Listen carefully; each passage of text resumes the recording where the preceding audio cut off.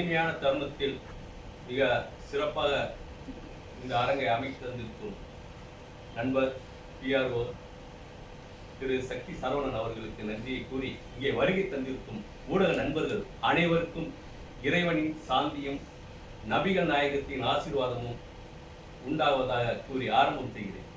இந்த படம் ஒரு முற்றிலும் புதுமையான ஒரு படம். இது ஆணவ படம் அல்ல, இது ஒரு ஆவணப்படம். நபிகள் நாயகத்தின் வாழ்க்கை வரலாறை முதன்முறையாக தமிழில் நாம் சொல்லியிருக்கிறோம். கிட்டத்தட்ட 45 ஆண்டுகளுக்கு முன் 1980 கௌபா என்ற ஆவணப்படம் ஒன்று வந்தது. அந்த படம் முற்றிலும் ஒரு டாக்குமெண்ட்ரி தான். ஆனால் இந்த படம் முற்றிலும் புதுமையாக பாடல்கள் மூலம் 3 இமாம்கள் மூலம் விளக்கம் தந்து கதையை நகர்த்தி கொண்டு சென்றிருக்கிறோம்.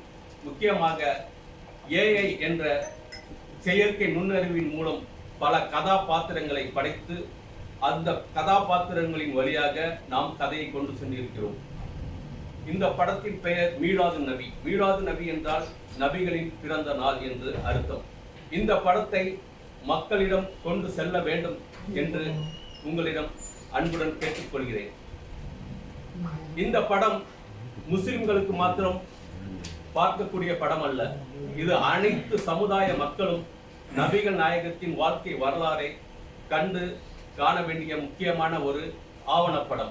இந்த படத்தின் மூலம் மாணவ சமுதாயத்திற்கு ஒரு விழிப்புணர்ச்சியையும் நபிகள் நாயகத்தின் வாழ்க்கை வரலாறை அறிந்து கொள்ள வேண்டும் என்ற நோக்கில் இதை தயாரித்திருக்கிறோம். இந்த படத்தின் திரைக்கதை, வசனம், பாடல்கள், தயாரிப்பு, இயக்கம் என்று பல பணிகளை நான் செய்திருக்கிறேன். இது கிட்டத்தட்ட 1 வருட காலமாக இந்த படத்தை தயாரிப்பில் இறங்கியிருந்தோம். தற்போதுதான் இந்த படத்தின் முடிவு பெற்று வருகிற 31 அக்டோபர் இந்த படத்தை நாங்கள் ரிலீஸ் செய்கிறோம். நாளைய பேப்பரில் கூட இது பற்றிய விளம்பரம் வர இருக்கிறது. இது முக்கியமாக திருநெல்வேலி மற்றும் வாணியம்பாடி, சென்னை, திருச்சி, தஞ்சாவூர், மதுரை ஆகிய 5 சென்டர்களை முதலில் வெளியிடுகிறோம். அடுத்து இந்த படத்திற்கு மிகவும் வித்தியாசமான முறையில் இசை அமைத்திருக்கிறோம். பொதுவாக உங்களுக்கு தெரியும், இஸ்லாமிய பாடல் என்றால் அதிக இசைகள் இருக்கும். ஆனால் இந்த படத்தில் ஒரு புதுமையான முறையில் இசை அமைத்திருக்கிறோம். அதை பற்றி நண்பர் எஸ்.ஆர். ராம் அவர்கள் விளக்குவார்கள். மேலும் இப்படத்திற்கு நான் அழைத்த நண்பர்கள் மிக அருமையாக வந்து திரு சம்சுதீன் அவர்கள், ரஹீமா அவர்கள், பரிதா அவர்கள் மற்றும் எம் அனிஃபா மகன் நௌசாத் அவர்கள் மிக அருமையான முறையில் மிகவும் இனிமையான குரலில் பாடியிருக்கிறார்கள். இந்த படத்தில் மொத்தம் 10 பாடல்கள் இருக்கின்றன, பிளஸ் ஒரு ஆங்கில பாடலும் இருக்கிறது. இந்த படம் கிட்டத்தட்ட 2 மணி நேரம் ஓடக்கூடியது. இந்த படத்தை நான் ஒரு சில மாற்று மத சகோதரிகளும் போட்டு காட்டினேன். அவர்கள் இந்த படத்தை பார்த்துவிட்டு சொன்ன ஒரே பதில் என்னவென்றால், நீங்கள் இஸ்லாத்தை பற்றி ஒரு படம் எடுத்திருக்கிறீர்கள், அதை வந்து பார்த்தால் மத சம்பந்தப்பட்டது தான் சொல்லியிருக்கிறீர்கள் என்று சொன்னார்கள். அதனால் நாங்கள் பார்த்துவிட்டு 10 நிமிடத்தில் சென்று விடலாம் என்றுதான் வந்தோம். ஆனால் எங்களை நீங்கள் கட்டி போட்டு விட்டீர்கள். 2 மணி நேரம் நாங்கள் நகரவில்லை. அடுத்து என்ன நடக்கும் என்று ஒவ்வொரு காட்சிகளும் அந்த ஸ்கிரீன் பிளேயும் நீங்கள் அழகாக அமைத்திருக்கிறீர்கள். கடைசி வரை நாங்கள் இருந்து இந்த படத்தை பார்த்தோம், கண்டு ரசித்தோம், தெரிந்து கொண்டோம். எங்களுக்கு தெரியாத பல விஷயங்களை இதை நாங்கள் தெரிந்து கொண்டோம் என்று சொன்னார்கள். இதுவே படத்தினுடைய வெற்றியாக நான் கருதுகிறேன். அனைவருக்கும் இசையமைப்பாளர் எஸ்.ஆர். மிக்க நன்றி மில்லத் அஹ்மத் சாருக்கு. மிலாது நபி அப்படின்னு ஒரு ஆக்சுவலாக வந்து ஒரு எபிக் ஸ்டோரின்னு சொல்லலாம். நம்மளுக்கெல்லாம் தெரிஞ்சது மிலாது நபின்னா கவர்மெண்ட் ஹாலிடே, சண்டே மாதிரி அது ஒரு லீவ் டே, பிரியாணி கிடைக்கும், இது மட்டும்தான் நம்மளுக்கு தெரியும். ஆனால் மிலாது நபின்னா என்னன்றது வந்து அவேர்னஸ் யாருக்குமே கிடையாது. ஏன்னா நபிகள் நாயகத்தை பற்றி பண்ணும்போது ஜீசஸ் பற்றின ஒரு ஸ்டோரி இருக்கும், புத்தரை பற்றி ஸ்டோரி இருக்கும். பட் நபிகள் நாயகத்தை பற்றி ஸ்டோரி வந்து பெருசாக இது பாப்புலர் கிடையாது. சரி, நம்ம பண்ணுவோம், ஒரு ட்ரை பண்ணுவோம். சார் வந்து இஸ் ஃப்ரம் சிங்கப்பூர் ஆக்சுவலி வந்து இந்த மாதிரி வந்து மிலாது நபிக்கு ஒரு படம் பண்ணுறேன், நீங்கள் மியூசிக் பண்ணுங்கன்னா சரி லெட்ஸ் ட்ரை, ஒரு நல்லா டிஃப்ரெண்ட்டாக பண்ணணும் சார். ஃபஸ்ட்டு பண்ணும்போது கூப்பிட்டாரு. சரி இந்த படம் ஸ்டார்ட் பண்ணால் எத்தனை சாங் சார்னா, சரி நான் ஒரு 2-3 சாங் இருக்குன்னு நினச்சேன். பார்த்தா கண்டினியூஸாக அது பாட்டுக்கு போகுது, ஒரு 10 பாட்டுக்கிட்ட. பட் என்னென்னா எல்லா சாங்குமே வந்து it's connected to the story. அதாவது வந்து ஸ்டோரி டெல்லிங் வந்து நிறையவே இருக்குது. கதையாக அப்படியே சொன்னாலும் எல்லாம் போர் அடிச்சிடும், மியூசிக்காக சொன்னாலும் போர் அடிச்சிடும். பட் இது வந்து டோட்டலாக ஏஐ யூஸ் பண்ணி ஒரு பக்கம் வந்து இந்த இமாம்கள் வந்து அந்த கதையை நரேட் பண்ணுற மாதிரி, இன்னொரு பக்கம் அதை அப்படியே புரிய வைக்கிறதுக்கு ஒரு சாங்காக போகிற மாதிரி, இல்லை அந்த சீக்வன்ஸ்க்கு ஏற்றப்பல ஒரு சாங்கு. அதுக்கப்புறம் பார்த்தீங்கன்னா ஏஐயில் வந்து உண்மையாகவே சொல்கிறேன், ஏஐயில் ரொம்ப அழகாக அந்த ஒரு கேரக்டர்ஸும், ஏன்னா நம்ம இப்போது டெக்னாலஜி இல்லாமல் நம்ம நார்மலாக ஆர்டிஸ்ட்லாம் போட்டு எடுத்தால் ஒரு மிகப்பெரிய பிரம்மாண்டமான ஒரு பட்ஜெட்டில் தான் செய்யணும் அது. பட் ஏஐயில் வந்து ஒரு அந்த ஏஐ இந்த படத்துக்காகவே ஏஐ படிச்சுட்டு அதை எடிட் பண்ணி அவர் எடுத்துகிட்டு வந்து கொடுக்கும்போது எனக்கு உண்மையாக ரொம்ப மிக பிரமிப்பாக இருந்தது ஆக்சுவலாக. அண்ட் ரெண்டாவது விஷயம், படத்துக்கு மியூசிக் ஆர்ஆர் பண்ணும்போது அந்த படத்தோட வந்து ஃபுல் அண்ட் ஃபுல் கனெக்ட் ஆகிடும். எப்படின்னு பார்த்தீங்கன்னா, இந்த படத்தில் வந்து ஒரு அந்த சீக்வன்ஸும் வந்து நம்மளுக்கு தெரியாத ஒரு விஷயத்தை கற்றுக்கும்போது வாட்ஸ் நெக்ஸ்ட். ஏன்னா நான் வந்து பேசிக்கலாக நம்ம ஹிந்து, ஸோ ஒரு முஸ்லீம்களை பற்றி நபிகள் நாயகத்தை பற்றி ஒரு ஸ்டோரி சொல்கிறாங்க, ஜீசஸ் பற்றி எல்லாருக்கும் ஸ்டோரி தெரியும். பட் நபிகள் நாயகம் ஸ்டோரியே தெரியாத ஒருத்தவங்க உட்காந்து பார்க்கும்போது படத்தை வந்து எப்படி நான் ஒரு படம் ஆர்ஆர் பண்ணும்போது எப்படியும் குறைஞ்சபட்சம் ஒரு 15 to 20 days ஆகும். எல்லாம் முடிச்சுட்டு திரும்பி நானே ஒரு வாட்டி போட்டு ரெண்டு மூணு வாட்டி போட்டு ரிவ்யூ பண்ணிட்டேன். ரொம்ப இன்ட்ரெஸ்டிங்காக இருக்கும் ஸ்டோரி. அதுக்கு மேலே ஒரு ஷாக் என்ன கொடுத்தாருன்னா, கதையை நரேட் பண்ணுற, அதாவது வந்து சாப்டராக வரும், அதை நரேட் பண்ணுற ஒரு பாக்கியத்தை எனக்கு மில்லட் சார் கொடுத்துருக்காரு. அது நாங்கள் பத்தாததுக்கு ஒரு குழந்தை வாய்ஸ் வந்து என்னோட டாக்டரையும் கூப்பிட்டு அதை ஒரு டப் பண்ண வச்சார். So nice to be a part of Miller Nambi. Thank you so much. Samsudeen sir வந்து ஒரு சாங் 2 சாங் பாடியிருக்காங்க. அண்ட் நௌஷாத் அலி அவர் ஒரு சாங் 2 சாங் பாடியிருக்காங்க. ஏர்டெல் சூப்பர் சிங்கர் வந்து ஃபரிதா அவங்க ஒரு 2 சாங் பாடியிருக்காங்க. ரஹீமான் ஒரு சிங்கர், அதான் நாகூர் அலிபாவோட ஃபீமேல் வெர்ஷனாக பாடியிருக்காங்க. அவங்களும் பியூட்டிஃபுல்லான ஒரு 3 சாங் பாடியிருக்காங்க. ஸோ ஓவரால் ஆல்பம் கேட்டிங்கன்னா ரொம்ப சூப்பராக வந்திருக்கு. ரெண்டாவது விஷயம், இன்ஸ்ட்ருமெண்ட்ஸுன்றது ரொம்ப இருக்காது, பாட்டாக மட்டும்தான் இருக்கும். இன்ஸ்ட்ருமெண்ட்ஸ் ரொம்ப குறைவாக தான் இருக்கும். பட் அதை நீங்கள் சும்மா போட்டிங்கன்னா லைக் ஃபீல் குட் சாங்ஸாக தான் இருக்கும் எல்லாமே. இந்த அடித்தடி, இந்த குத்து சாங் அந்த மாதிரி எதுவும் கான்செப்ட் கிடையாது. அண்ட் டிவைன்றதுல ஒரு எக்ஸ்ட்ரீமாக போகும். என்ன தான் பண்ணியிருக்காங்க பார்க்கணுன்னு உங்களுக்கு அந்த சாங் கேட்கும்போது தோணும். ஸோ அந்த அளவுக்கு ஒரு ஆப்பர்ச்சுனிட்டி கொடுத்த மிஸ்டர் மில்லத் அஹமதுக்கு ரொம்ப நன்றி. And that's wait for the success. Thank you so much. அனைவருக்கும் வணக்கம். நான் வந்து விவேக் சிங்கர், நிறைய ஆர்கெஸ்ட்ரா, ஜென்டில்மேன் ஆர்கெஸ்ட்ரா கேள்விப்பட்டிருக்கீங்க. என்னுடைய இது நான் வந்து யாருன்னா மறைந்த பின்னணி பாடகர் ஷாகுல் அமீதுடைய ஓன்றது. எனக்கு வந்து இந்த அருமையான வாய்ப்பினை கொடுத்த அருமை நண்பர் மில்லத் அஹமது அவர்களுக்கு மனமாக நன்றி.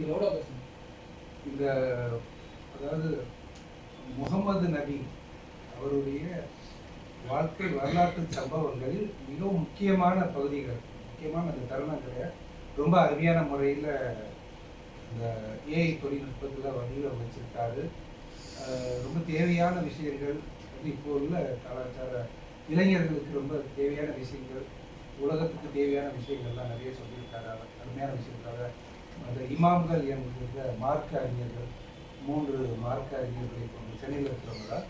அவங்க ரொம்ப அருமையாக தேவையான ஒரு வார்த்தை வரலாம், ரொம்ப பெருசு, ரொம்ப முக்கியமான சம்பவங்களெல்லாம் அவங்க சொல்கிறதுக்கும் அது பின்னூட்டமாக அந்த காட்சிகளை வந்து அந்த ஏஐ தொழில்நுட்பத்தை அழகாக செஞ்சுருக்காரு.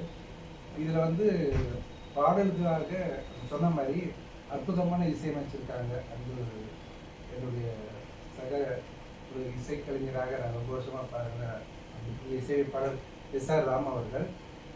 அதாவது இந்த இசையினாலே ரொம்ப அதிகமான இந்த அது லேட்டஸ்டாக நிறையா சவுண்ட்ஸ், இந்த இதெல்லாம் இசைக்கருவியுடைய டாமினேஷன் இல்லாமல் அந்த காலத்தில் இஸ்லாமில் எப்படி இருந்துச்சோ தப்ஸுன்னு சொல்லக்கூடிய அந்த தப்ஸுங்கிற சவுண்டு, அப்போ வந்து இந்த தம்புரா, அந்த 2 கம்பி, அது 2 தான் அந்த காலத்தில் முகமது நபியுடைய காலத்தில் இருந்துச்சுன்னு சொல்லுவாங்க. அந்த 2 இன்ஸ்ட்ருமெண்ட்டுடைய சத்தத்தையே தான் மொத்தம் எல்லா சொன்ன மாதிரி மொத்தம் ஒரு ஆங்கில பாட்டு இருக்கிற ஒன்று இருக்குது.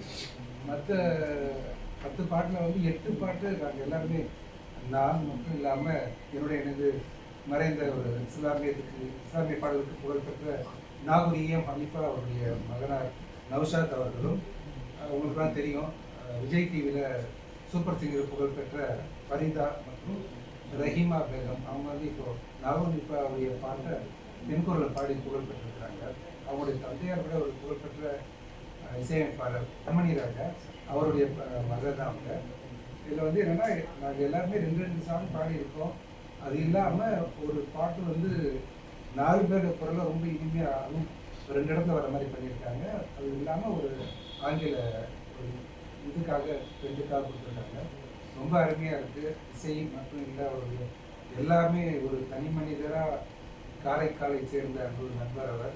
இப்போதைக்கு இதுக்காக சிங்கப்பூர் போனால் கூட நம்ம பூர்வீக நம்முடைய தமிழர் அவர் ரொம்ப சிரமப்பட்டு 1 வருஷ காலம் அவருடைய எந்த எதிர்பார்ப்பும் அவருடைய சொந்த பொருள் அவருடைய பணத்தையே செலவு பண்ணி ரொம்ப வித்தியாசமான முறையும் அந்த 2 மணி நேரம் ஏன்னா சென்சார் வந்து கொடுத்த உடனே பார்த்த உடனே சர்டிஃபிகேட் போட்டு அவங்களுக்கு ரொம்ப எந்த ஒரு குறையுமே சொல்லாமல் கொடுத்துருக்காங்க. ரொம்ப பெரிய விஷயமா இருக்குது. அதுக்கு அவருக்கு ரொம்ப அவருடைய உழைப்புக்கு நான் மனமாக நன்றியையும் அவரோட பிரார்த்தனையும் பண்ணுறேன்.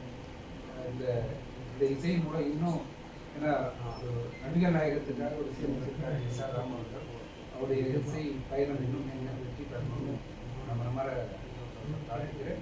இந்த அருமையான வாய்ப்பு அனைத்து உங்களுடைய அன்பு உள்ளவர்களுக்கும் மனமாக படத்தில் சாங் எதனா பாருங்க. ஓகே, அதில் அதாவது ப்ராப்பர்ட்டினுடைய புகழ் அது அரபில் வார்த்தை தான். அது வந்து என்னென்னா அவங்க நபிகள் நாயகத்துக்கு வேற ஒரு புகழ் மாலை மாதிரி வர்றது. நீங்கள் இந்த வார்த்தைகள் நிறைய கேட்டிருப்பீங்க. சலாத்துல்லா சலாமுல்லா அலா தாஹா ரசூலில்லா சலாத்துல்லா சலாமுல்லா அலா யாசீன் ஹபீபில்லா. சொல்லுங்கள் சலவாத்து சொல்லுங்கள் தினம் 10. வணக்கம், அஸ்ஸலாமு அலைக்கும். அளவற்ற அருளாளனும் நிகரற்ற அன்புடையவருமாகிய எல்லாம் வல்ல அல்லாஹ்வின் திருப்பெயரால் ஆரம்பம் செய்கின்றேன். ஒரு மிகச்சிறப்பான மனிதநேயமிக்க ஒரு மகத்தான மனிதரின் புனிதரை பற்றி பேசுகின்ற ஒரு படமாக மீலாது நபி விளங்குகிறது என்பதை எண்ணும்போது மகிழ்ச்சியாக இருக்கிறது. என்னுடைய கனவாக இருந்ததை கருவாக்கி உருவாக்கி உழவ விட்டிருக்கிறார் நம்முடைய அருமை சகோதரர் மில்லத் அவர்கள். பெருமானார் ஸல்லல்லாஹு அலைஹி வஸல்லம் அவருடைய நபிகளுடைய புகழை பாடுகின்ற எந்த இடத்திலும் இறைவனுடைய அருள்மாறி பொழியும் என்ற அந்த உன்னத நோக்கத்தோடு அவர்கள் எடுத்திருக்கின்ற இந்த படம் பார்க்கின்றவர்கள், பயன்படுகின்றவர்கள், அதை கண்ணுறுகின்ற இல்லங்களில் பார்க்கின்றவர்களுடைய இல்லங்களிலெல்லாம் இறைவனுடைய அருள் பொழியும் என்ற அந்த நம்பிக்கையை வந்து கொண்டிருக்கிறது இந்த படம் என்பதை முறையாக. ஏஐ தொழில்நுட்பம் இன்றைக்கு எத்தனையோ பரிமாணங்களை உருவாக்கி இருந்தாலும் அதன் மூலமாகவே இன்றைக்கு இந்த படத்தை உருவாக்க வேண்டும் என்ற அந்த ஒரு உன்னத நோக்கத்தோடு தன்னை ஓராண்டு காலம் இதில் ஐக்கியப்படுத்தி கொண்டு மிக அருமையான படத்தை எடுத்திருக்கிறார்கள் என்பதை பாராட்டத்தான் வேண்டும். மில்லத் அகமது என்று அவருடைய பெயராக இருக்கிறது. மில்லத் என்றால் ஒரு சமுதாயம், அகமது என்பது பெருமானார் ஸல்லல்லாஹு அலைஹி வஸல்லம் நபியை பற்றிய ஒரு பெயர். ஆக நபியுடைய சமுதாயத்தை பற்றி அவர்கள் பெயராக கொண்டவர்கள், நபி சமுதாயத்தினுடைய ஒரு அங்கத்தினர். அவர் நபிகள் மீது ஏற்பட்டிருக்கின்ற அந்த காதலை வெளிப்படுத்துவதற்கு ஒரு வாய்ப்பை அவர்கள் பயன்படுத்தியிருக்கிறார்கள். அந்த மகத்தான பணியை அவர்கள் அருமையாக செய்திருக்கிறார்கள். ஒவ்வொரு செயலையும் இந்த படத்தில் நான் வந்து ப்ரோமோவை பார்த்த உடனே தான் ஓடி வந்து அவரை வாழ்த்தணும்னு நினச்சேன். தமிழ்நாடு முழுக்க இருக்கிற கேபிள் டிவியில் வந்து ஒரு 90 லட்சம் வீடுகளை இணைத்துள்ள தமிழ் பிறை டிவி ஓடிட்டு இருக்குது. அதை நடத்திட்டு இருக்கிறேன். என்னுடைய அந்த சேனல் இஸ்லாமிய சேனல் முழுக்க அந்த சேனல்லையும் இதை பற்றி நம்ம வந்து இந்த ட்ரைலர் போட்டு கொடுக்கணும், அவங்களுக்காக நான் எந்த அளவுக்கு நம்ம செய்யணும் அப்படின்ற ஒரு ஆசைக்கு தான் வந்தேன்.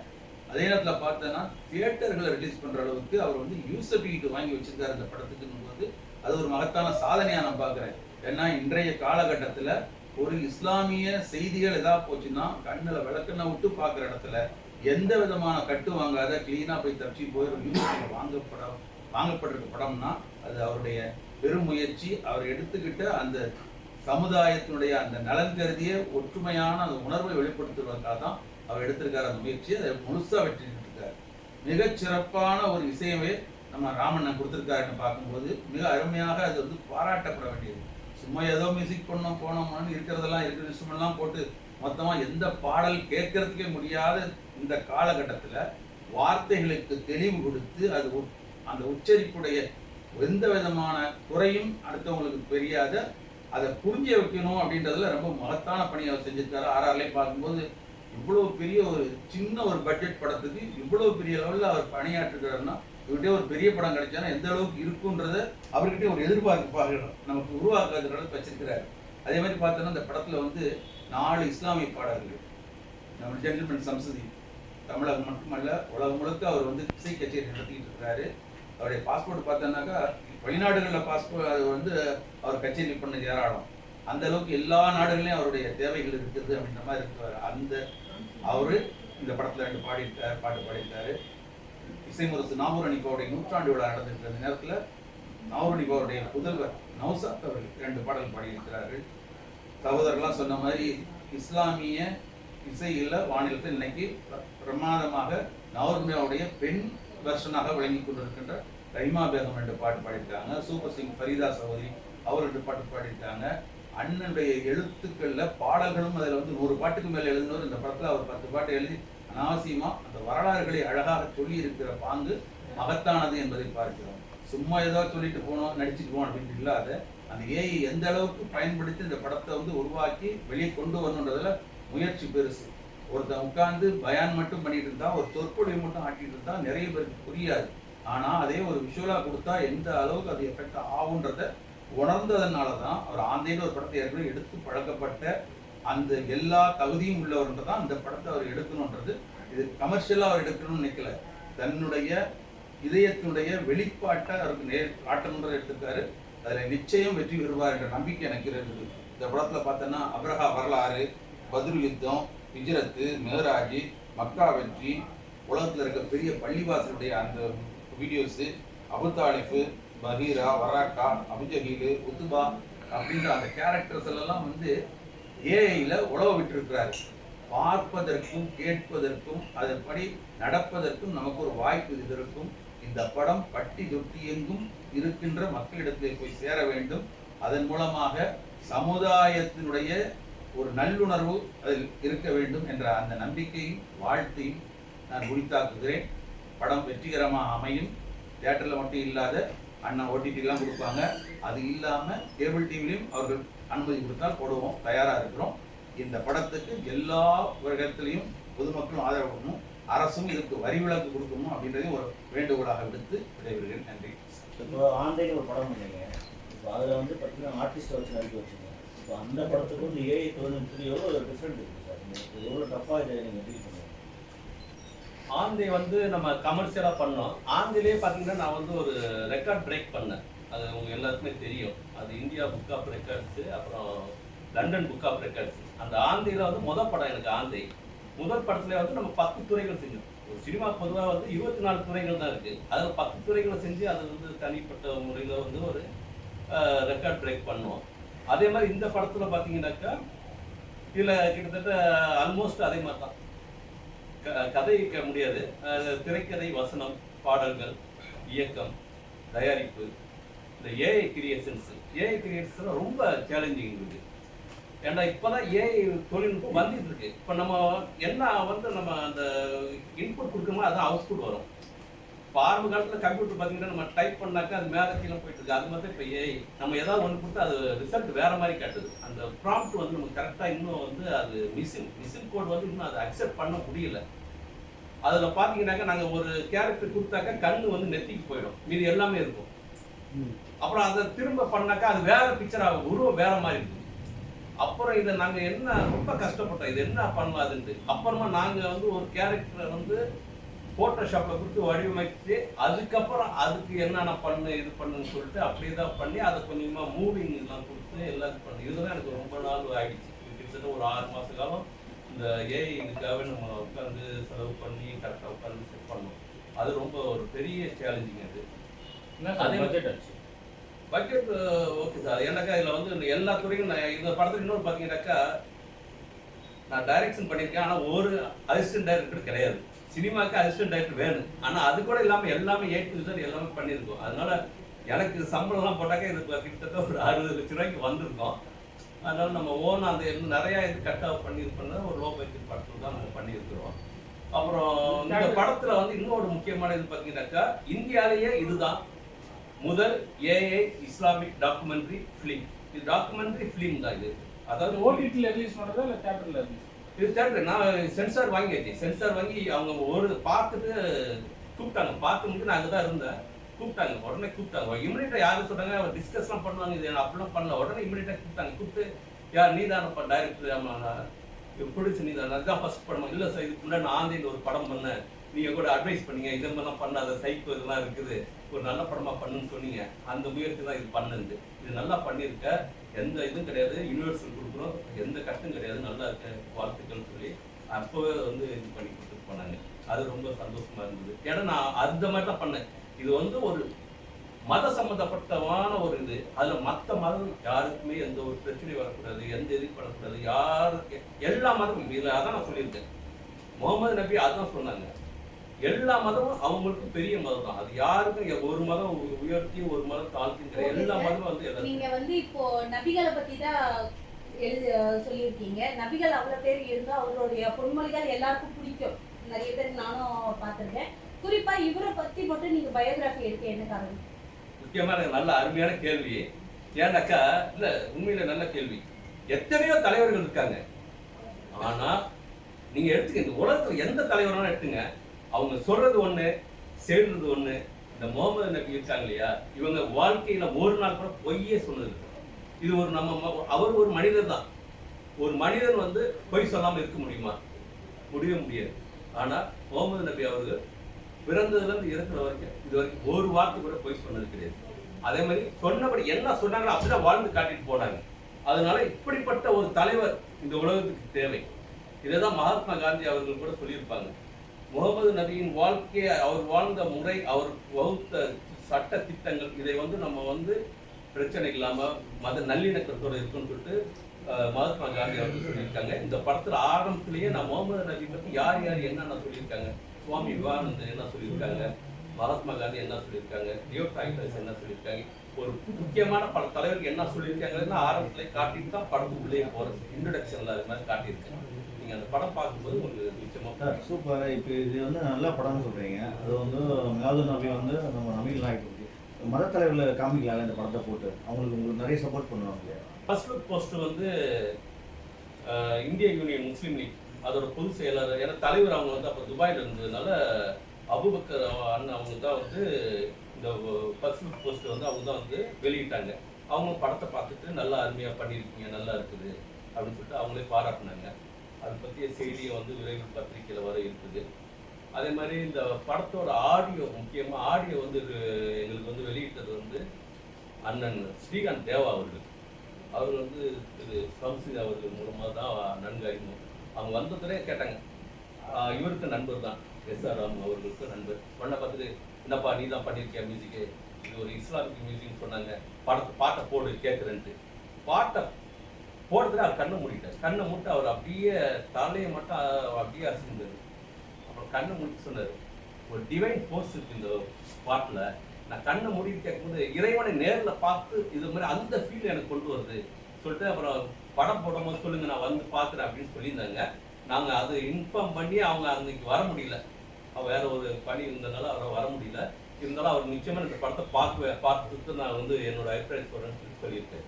சார், இதுல வந்து இந்த டாக்குமெண்ட்ரியில நீங்க நிறைய போராட்டங்கள் அந்த இதெல்லாம் வந்து எடுத்துக்கிறதா சொல்லியிருக்கீங்க, மக்கா அந்த விஷயத்தெல்லாம்.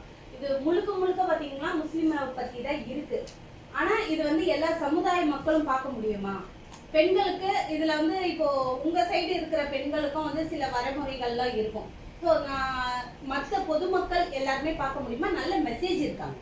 இது நல்ல அருமையான மெசேஜ் இருக்கு. இல்லை நிறைய நபிகள் நாயகம் சொன்ன பொன்மொழிகள் நிறைய சொல்லியிருக்கிறோம், நிறைய மெசேஜ் இருக்குது. இது வந்து முஸ்லிம்கள் மட்டுமல்ல எல்லா மதத்தினரும் பார்க்க வேண்டிய ஒரு படம்.